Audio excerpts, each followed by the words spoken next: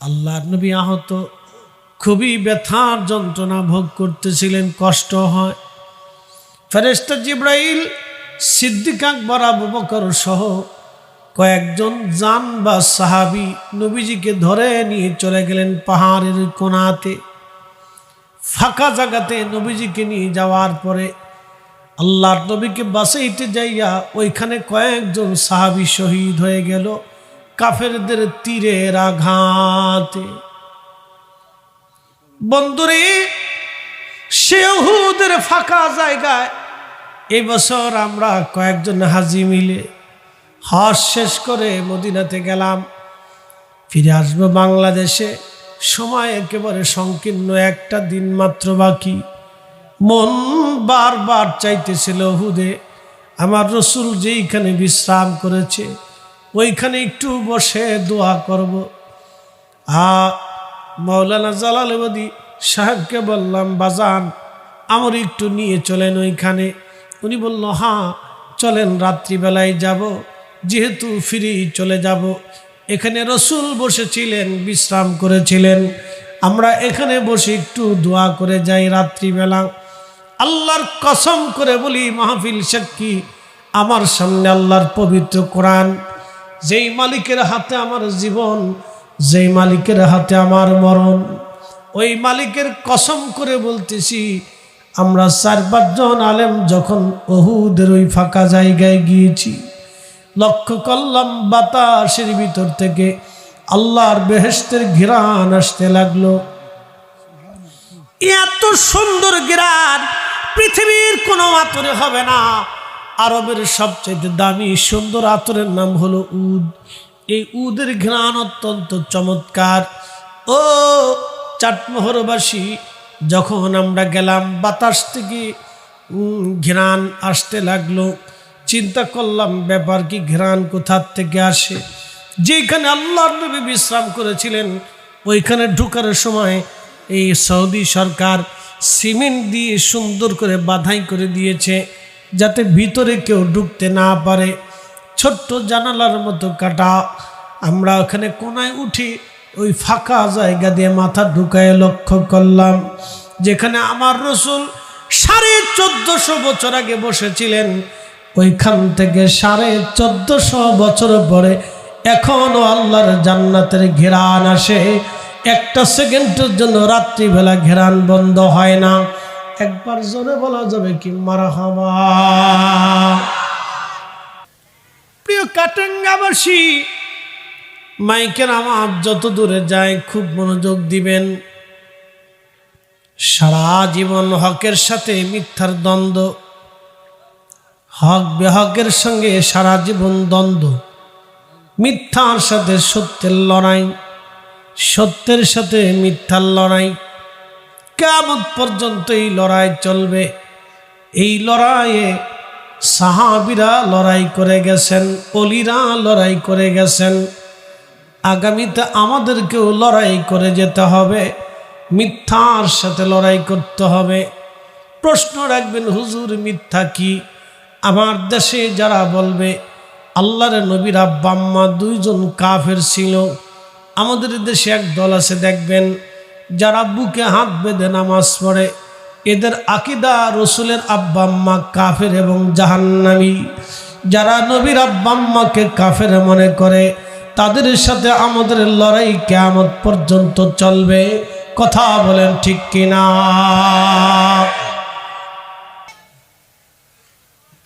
হিন্দুদের বিশ্বাস বিদ্যার দেবতা আছে, পানির দেবতা আছে, আকাশের দেবতা আছে, লক্ষ্মীর দেবতা আছে, সেই জন্য লক্ষ্মী পূজা করে। বিদ্যার জন্য তারা সরস্বতীর পূজা করে। শক্তি জনশক্তির জন্য তারা ওই শিবের পূজা করে, গণেশের পূজা করে, কালীর পূজা করে, মা দুর্গার পূজা করে, গরুর পূজা করে, বাসুরের পূজা করে, লোকনাথের পূজা করে। এমন পূজা করতে করতে বহু দেবতায় তারা পূজারী হয়েছে। তারা বিদ্যার জন্য একজনের কাছে চায়, টাকার জন্য আরেকজনের কাছে চায়, নিরাপত্তার জন্য আরেকজনের কাছে চায়, ওই স্বাস্থ্যের জন্য আরেকজনের কাছে চায়, ভালো হওয়ার জন্য আরেকজনের কাছে চায়। বন্ধু আমরা সব কিছুর জন্য একজনের কাছে চাই, সেই মালিকের নাম কি? আরো জোরে, জোর হয় না কেন? জোরসে বলো, আরো জোরে। আমরা মনে করি পৃথিবী থেকে একবার যদি কবরে চলে যাই আর ফিরে আসার কোনো সুযোগ নাই, কিন্তু সনাতন যারা আছে তাদের বিশ্বাস পৃথিবীতে ভগবান আমাদেরকে আবার পাঠাবে। যদি ভালো কাজ করে আমরা পৃথিবী থেকে চলে যাই তাহলে ভগবান আমাদেরকে জমিদার বানাইয়া জ্ঞানী বানিয়ে আবার পাঠাবে। আর যদি আমরা খারাপ কাজ করে পৃথিবী থেকে চলে যাই তাহলে ভগবান আমাদেরকে কুত্তা বানাবে, বিলাই বানাবে, ছাগল বানাবে, হাতি বানাবে, ভেড়া বকরি বানাইয়া আবার পৃথিবীতে পাঠাবে। এটা হলো তাদের বিশ্বাস। আমাদের বিশ্বাসে আমরা আল্লাহর কাছে চলে যাব, কিন্তু আর কোনো দিন ফিরে আসার আর সুযোগ নাই। আছে? সুম্মা তুরাদ্দুনা ইলা আলিমিল গায়বি ওয়াশ শাহাদাত।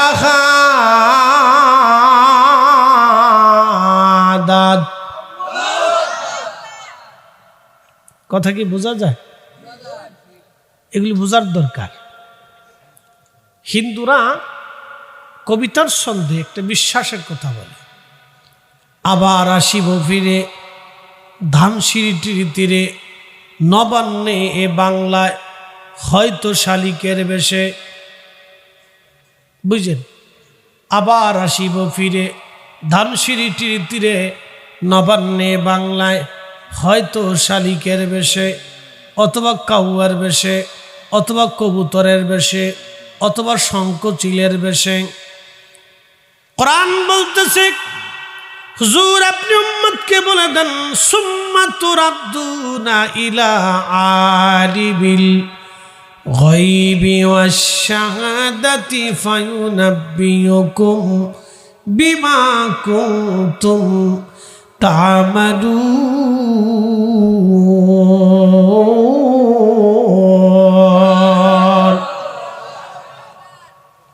হুজুর বলে দেন এই মানুষগুলি আমি আল্লাহর কাছে এক সময় ফিরে আসবে, আর আমি আল্লাহ তার অন্তরে কি হয়েছে আমি জানি, গোপনে সে কি করেছে আমি তাও জানি, প্রকাশ্যে কি করেছে আমি তাও জানি।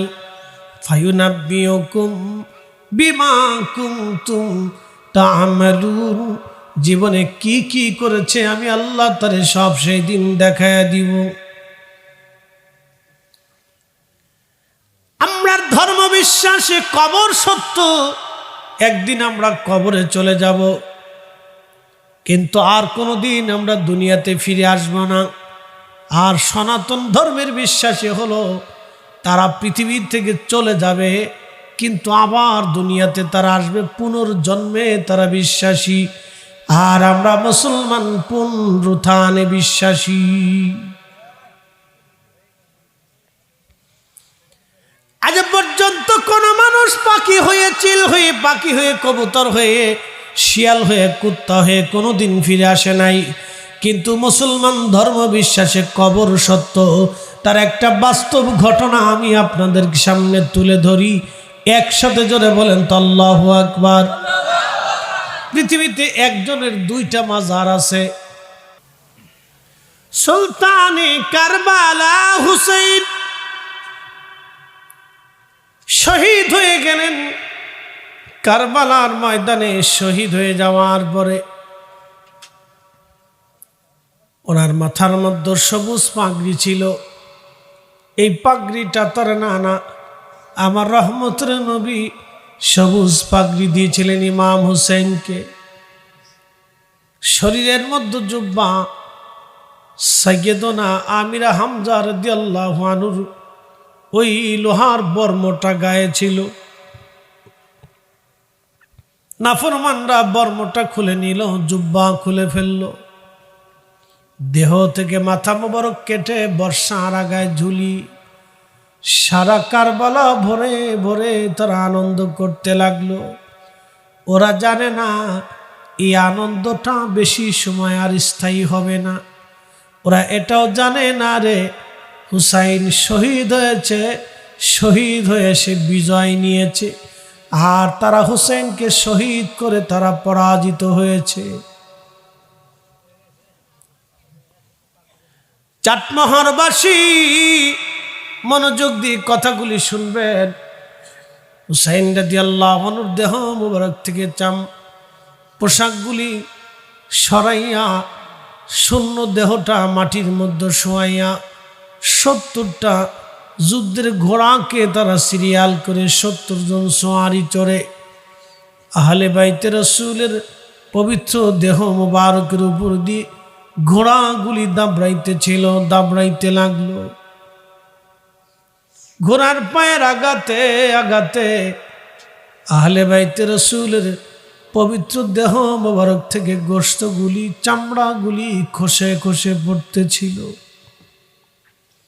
সেই দিন ফাতিমাতুজ জাহরার কলিজার টুকরা সন্তান হযরত জয়নব রাদিয়াল্লাহু আনহা ইমাম হুসাইনের ছোট্ট বোন তাঁবুর ভিতর থেকে বের হয়ে দৌড়ে এসে বাইরের জেসেমের পাশে দাঁড়াইয়া মদিনার দিকে তাকাইয়া কাঁদতেছিল, ইয়া মুহাম্মাদাহু ইয়া মুহাম্মাদা। ইমাম ইবনে কাসির আল বেদার মধ্যে লেখেন, মদিনার দিকে তাকাইয়া হযরত জয়নব কাঁদতেছিলেন আর বলতেছিলেন, ইয়া মুহাম্মাদা ইয়া মুহাম্মাদা। আমার দেশে যারা ইয়া রাসূলুল্লাহ বললে শিরিক মনে করে, ইয়া নবী সালাম আলাইকা বললে যারা শিরিক মনে করে, আমি মনে করি আপনাদের পাবনা মেন্টাল হসপিটালে তাকে ভর্তি করার দরকার। তার মানসিক সমস্যা হয়ে গেছে। কথা বলেন ঠিক কিনা?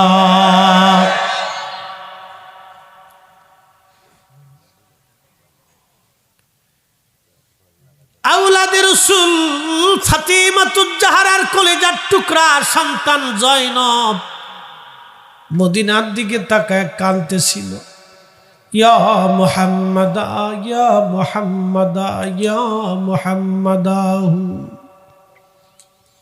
ওগো রহমতের নবী, আপনি দেখেন আপনার হুসাইনের সঙ্গে আপনার উম্মতরা কেমন আচরণ করে গো নানা জান। তাকায় দেখেন গো নানা, আপনার হুসাইনের গায়ে কখনো মাছি মশা বসতে দাও নাই। যারা কাঁদলে গো নানা, তুমি নানার সহ্য হয় নাই গো নানা। তাকায় দেখো গো নানা, কেমন করে তোমার উম্মতেরা তাদের উপর দিয়ে ঘোড়ার সোয়ারি চালিয়ে যাচ্ছে। কারবালার ধুলাবালিগুলি যাদের গায়ে মেখে মেখে মলিন হচ্ছে। ইবনে আব্বাস বলেন, ঠিক তখনই আমি হেরেমের সঙ্গে হেলাম দিয়ে ঘুমিয়ে পড়েছিলাম। আসরের নামাজ হেরেমে পড়ে কাবাগরের সঙ্গে হেলাম দিয়ে বসে আছি। হঠাৎ করে ঘুমিয়ে পড়লাম। ঘুমের মধ্যে স্বপ্ন দেখি রে, আমার নবীজির হাত মুবারকের মধ্যে রক্ত, গা মুবারকের মধ্যে, জুব্বা মুবারকের মধ্যে ধুলাবালি লেগে আছে, চুল দাড়ি মুবারক এলোমেলো। নবী কেঁদে কেঁদে কেঁদে কেঁদে কেঁদে কেঁদে মক্কার দিকে দৌড়ায় দৌড়ায় আসে। আর কেঁদে কেঁদে আসতেছিল, হাত মুবারকে রক্ত, শরীর মুবারকে ধুলাবালি লাগানো। ইবনে আব্বাস ডাক দে বললেন, ইয়া রাসূলুল্লাহ, আপনি এইভাবে কান্দেন কেন গো নবীজি? আপনার গায়ে ধুলাবালি লাগানো কেন? হাতে রক্ত মাখা কেন? নবীজি জীবনেতে এইভাবে কোনদিন আপনাকে কাঁদতে দেখি না। ইয়া রাসূলুল্লাহ, আপনার কি হয়েছে বলবেন নি নবীজি? হয়েছে কি আপনার? নবীজি ডাক দেয়, ইবনে আব্বাস রে, মক্কা নগরীতে খবর দাও, আমার হুসাইন আর নাই রে, কারবালায় শহীদ হয়ে গেছে, কারবালায় শহীদ হয়ে গেছে। আমি নবী আমার হুসাইনের শাহাদাতের সময় কারবালায় ছিলাম। আমার হুসাইনের রক্তগুলি নিয়ে আমি নবী আল্লাহর দরবারে যাইতেছি। চিৎকার মেরে জোরে বলেন ইয়া রাসূলুল্লাহ। যোগ দিন হযরতে ইমামে হুসাইন রাদিয়াল্লাহু আনহুর পবিত্র রক্ত নিয়ে আমার নবীজি আল্লাহর দরবারে যাইতেছিল। ইবনে আব্বাস বলেন আমার ঘুম ভেঙে গেল। সারা মক্কা ভরে আমি দৌড়ায় দৌড়ায় বললাম, মক্কাবাসী শুনছো, আমাদের হুসাইন আর দুনিয়াতে নাই গো।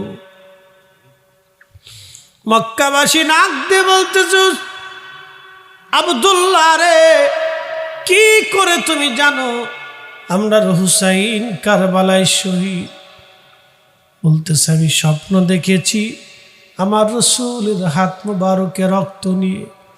কেঁদে কেঁদে নবী মক্কার দিকে আসে। জিজ্ঞেস করার পরে নবীজি বলল, রে আমার আব্দুল্লাহ, মক্কাবাসীর খবর দাও আমার হুসাইন কারবালায় শহীদ হয়ে গেছে।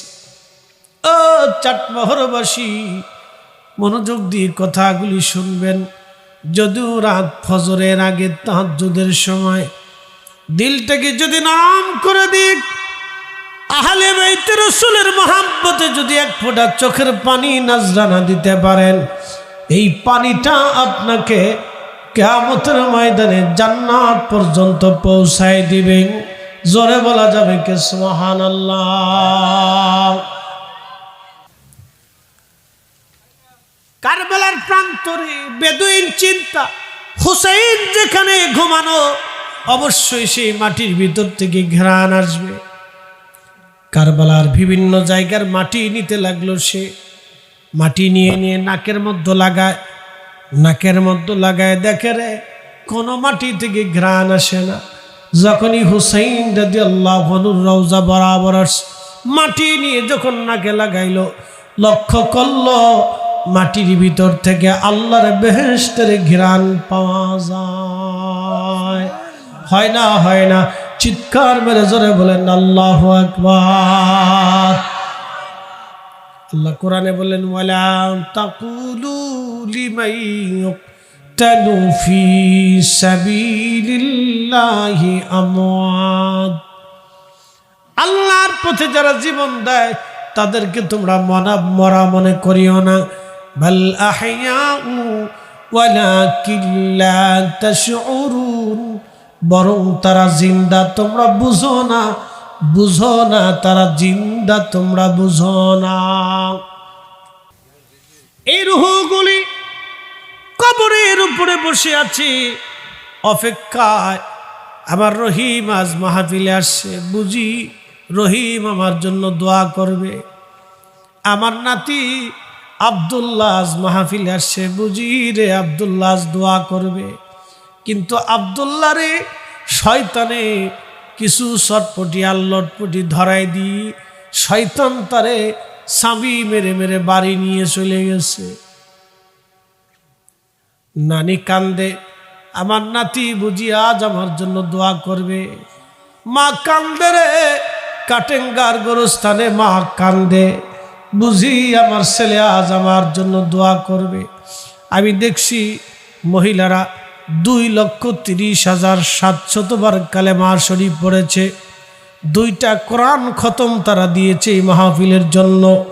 এই আটাইপাড়া ইসলামী মহিলা কল্যাণ সমিতি, এই আটাইপাড়া ইসলামী কল্যাণ মহিলা কল্যাণ সমিতির পক্ষ থেকে 2 খতম কোরআন পড়া হলো এবং 2,30,000 বার কালেমা শরীফ তেলাওয়াত হলো। একবার জোরে বলা যাবে কি আল্লাহু আকবার। এই যাবতীয় সমস্ত নেকিগুলি আজকে তাদের বাবা মা পূর্বপুরুষের কবরে চলে যাওয়া হবে, দোয়া হবে, আজ তাদের কবরে পৌঁছানো হবে। প্রশ্ন রাখতে পারেন, ফরিদি হুজুর এই কোরআন খতম দিয়ে দোয়া করলে কি হয়, আজ বলে দিয়ে যাই।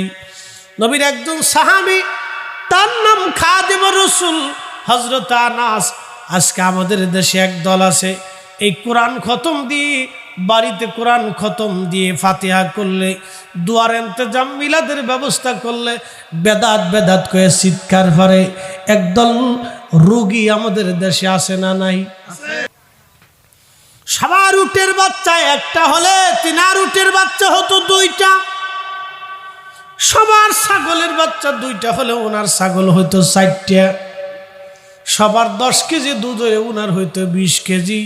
এত পরিমাণে আল্লাহ বরকত দিলেন, শত শত কোটি টাকার মালিক আল্লাহ বানাই দিলেন। আর আল্লাহ সন্তান দিতে দিতে দিতে দিতে আমার আল্লাহ 100 সন্তান আল্লাহ দিলেন। কে আসতে করে ফেললেন মনে এরকম বেটা বাংলাদেশে আছে? সারা দুনিয়াতে এরকম একটা বীর পুরুষ দেখাই দেন তো, 100 সন্তান আছে, দেখার নাই। সারা পৃথিবীতে এরকম একটা বীর পুরুষ পাবেন না।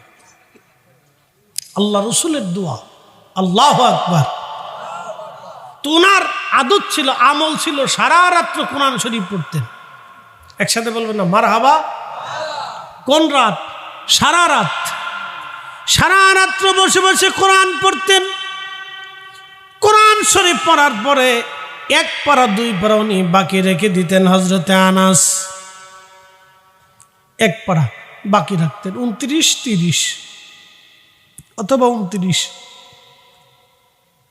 অথবা 2 পারা বাকি রেখে দিতেন।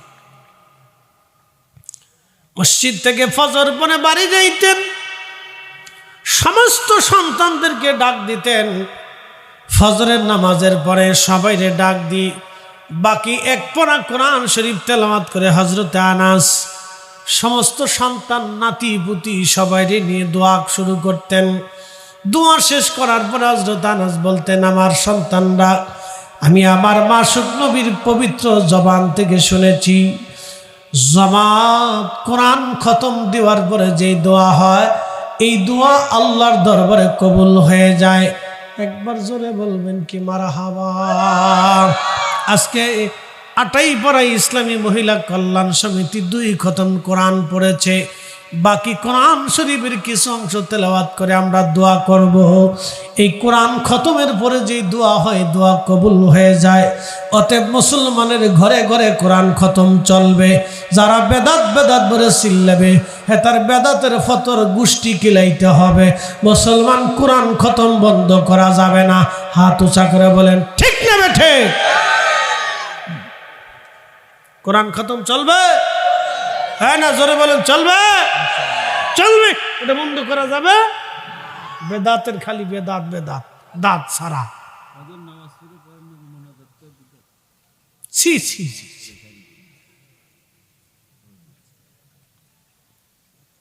নামাজ পড়ে আবার দোয়া বাদ্যে দিছে, আজাজিল কোথাকার। আল্লাহর নবী কি বলছেন? অদবুরুস সালাতিল মাকতুবা, ফরজ নামাজের পরে দোয়া কবুল হয়। একসাথে বলবেন আল্লাহু আকবার। কোন নামাজের পরে? ফরজের পরে। আচ্ছা বলেন আমরা চাই কার কাছে? আল্লাহ কোরআনে বলছেন উদউনি আস্তাজিব লাকুম, আমার কাছে চাও, আমার কাছে চাও। আল্লাহর কাছে চাইতে বলছে আল্লাহ। আল্লাহ বলছে লা তাকনাতু মির রাহমাতিল্লাহ, আমার রহমত থেকে নিরাশ হইও না। আমরা সুন্নিরা নিরাশ হই না বিধায় আমরা বারবার বারবার আল্লাহর কাছে চাই। ওরা আল্লাহর রহমত থেকে নিজেদের নিরাশ করে ফেলছে, এটার মুসল্লিদেরকেও নিরাশ করছে। কি কথা বল না কেন? কথা কি খারাপ বলছি? আমরা আল্লাহর রহমত থেকে নিরাশ হই নেই, এই জন্য আমরা বারবার আল্লাহর কাছে চাই। আমাদের একিন মজবুত। সব শয়তান এক জায়গায় হইছে। আবার বিরাট বড় বুজুর্গ, হ্যাঁ এদেশে ওনাদেরকে আল্লাহ পাঠাইছে দোয়া বন্ধ করার জন্য না। মৌলবীদের আল্লাহ দোয়া বন্ধ করার জন্য পাঠাইছে না। আল্লাহ পাঠাইছে সুদ বন্ধ করার জন্য, ঘুষ বন্ধ করার জন্য, চুরি বন্ধ করার জন্য, জেনা বন্ধ করার জন্য, রাহাজানি বন্ধ করার জন্য, খুন বন্ধ করার জন্য, ডাকাতি বন্ধ করার জন্য। এই বেলায় নাই খালি দোয়া বন্ধ করব। কি কথা কর না কেন?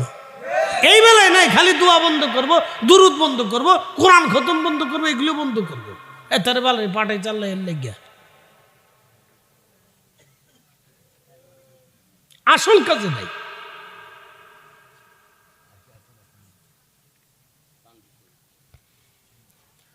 প্রিয় উপস্থিত উপস্থিতি খুব মনোযোগ দিয়ে কথা শুনবেন। খাদেমুর রাসূল হযরত আনাস কোরআন খতম দিয়ে দোয়া করলেন জামাতে ফজরের নামাজের পরে।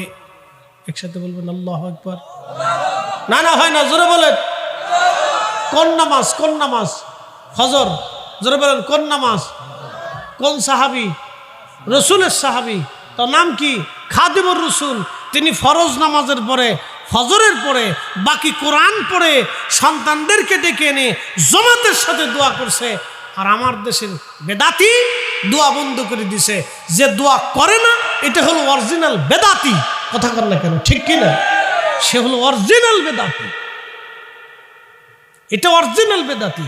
উদর ফেন্টি বুদর গাড়ি চুরি করছে একজন, সাফাইছে আর একজনের গাড়ির উপর। আমরা বেদাতি না, হেতা বেদাতি। ওরা বেদাতি।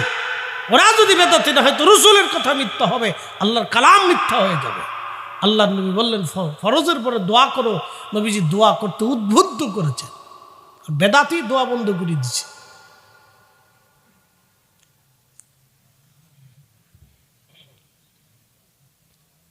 দোয়া বন্ধ করলে মুসলমানের কোনো লাভ নাই, শয়তানের লাভ আছে। আজকে একটা গোপন তথ্য বলে দিয়ে যাই, একসাথে বলেন তো আল্লাহু আকবার। শয়তান আল্লাহ থেকে বিতাড়িত হওয়ার সময় আল্লাহকে ডাক দিয়ে বলেন, রাব্বি আমারে তো তোমার দরজা থেকে বিদায় করেই দিলা, ও কানা মিনাল কাফিরিন বানাই দিলা। আল্লাহ 9টা লক্ষ বছর তোমার সেজদা দিছি, আমি কি কিছু পাই না? তা আল্লাহ বলেন, হ্যাঁ 9 লক্ষ বছর তুমি ইবাদত করছো, তুমি তো অবশ্যই পাও। তুমি কি চাও? তখনও যদি বলে আল্লাহ আমার মাফ করে দেন, তো কিন্তু মাফ হয়ে যায়। শয়তানের চিন্তা শয়তানের মতো, শয়তানের চিন্তা শয়তানের মতো। দুষ্ট লোকের চিন্তা দেখবেন সবসময় দুষ্টমির ধান্দা থাকে। কিছু লোক আছে আমাদের সমাজে চগলখড়ি, শয়তান মানুষের ক্ষতি করবে। ওর চিন্তা খালি কোন কার ক্ষতি করবে, কারে বাস দিবে, কার ক্ষতি করবে, কারে বাস দিবে। ওর চিন্তা এডে নিয়ে পড়ে থাকে। আছে না এরকম? এর চিন্তা এডেই, খালি এই চিন্তা নিয়ে পড়ে থাকে। এই চিন্তাই যে মৌলবীর মাথার ভিতরে ঢুকছে দোয়া বন্ধ করতে হবে, হেঁটে চিনতে সারা দেশে খালি যায়, খালি দোয়া বন্ধ করে। যেখানে যাবে সেখানে খালি ও দোয়া বন্ধ করবে। এ বন্ধ করে দাও, বেদাত বেদাত। ও খালি বুঝাইতে থাকে। ও ফাও ফাও বুঝায়, ফাও ফাও বুঝায়। শয়তান কোথাকার।